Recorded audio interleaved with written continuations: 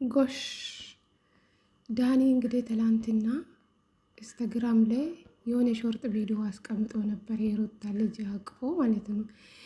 የዳኒ ልጅ ነው የአብርሽ ልጅ አይደለም የዳኒ ልጅ ነው ብላችሁ ጀመራችሁ። ሌላ አጀንዳ የሆነ ጫፍ ስታገኙ በቃ እሱን ጫፍ ይዛችሁ ነው አይደለም አጀንዳ የምታደርጉ። አይደብራችሁ እንዴ? የሰው ልጅ ማቀፍ አይችልም እንዴ? እስኪ ንገሩን ቤተሰብ። አረ ምን አይነት ዘመን ላይ ደረስን? እግዚአብሔር እስኪ ፈጣሪ ፍሩ። እኔ እንጃ ጤነኛ ሰው ናፈቀኝ አሁን ላይ ማለት ጤነኛ ሰው ማለት ነው። ሁሉም በሰው ልጅ ማሸቀል ነው የሚፈልገው ሁሉም ማለት ነው። ለቪዩና ለሰብስክራይብ ዳኒ ስላቀፈ ስለዚህ የዳኒ ልጅ ነው። ከዚህ በፊት አንድ ላይ ቪዲዮ ስለሰሩ በዛ ሰዓት እኮ ድራማ ነው። የእውነት እንዳይመስላችሁ ድራማ እኮ ነው የሰሩ። ተነጋግሮ ነው ድራማ የሰሩ። እንዴ የዳኒ ልጅ ነው የዳኒ ልጅ ነው ምናምን የምትሉ አሁን እኔ እንጃ የተቀባበላችሁ ነበራችሁ ሁላችሁም።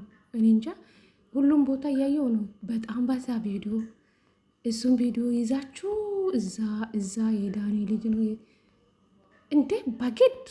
አረ በጣም ነው የሚደብረው። እግዚአብሔርን ሼም ነው ይደብራል። እንዴ እኛ የሰውን ህይወት እኛ ነን የምንመራው፣ እኛ ነው የምናውቀው። ሩታና ዳኒ አንድ አልጋ ላይ ተኝቶ አያያችሁ አላያችሁ? ሩታ እግሯን ከፍታ ስትሰጥ አያችሁ? ምን አይነት ባለጎች ናችሁ ግን እንዴ! በቃ ሩታ እዚህ ሚዲያ ላይ ለማጠፋት የምትጥሩ ግን በጣም ነው የምታስጠለው። ሩታ እንደ እናንተ ከዚህ ሚዲያ ላይ ትጠፋለች ነበር፣ ግን ሩታ ግን ጠንካራና ብርቱ ሴት ስለሆነች ነው እሺ ሰርታ የምታሳያቸው ማለት ነው። ገባችሁ አይደለ? ለምን ቀና አለች? ለምን ሳቀች? እንዴ አሁን ዳኒ የሩታ ልጅ አቅፎ ስለመጣ የዳኒ ልጅ ነው። አረ በጣም ሼም ነው እንዴ! የልጅ አባት እኮ አለ። ምን ሆናችሁ ነው? ያማችኋል። እኔ እንጃ ፈጣሪ ልቡን አይስጣችሁ። በሰው ልጅ ባትሸቅሉ ጥሩ ነው እንዴ። የሰው ልጅ ማን ነው?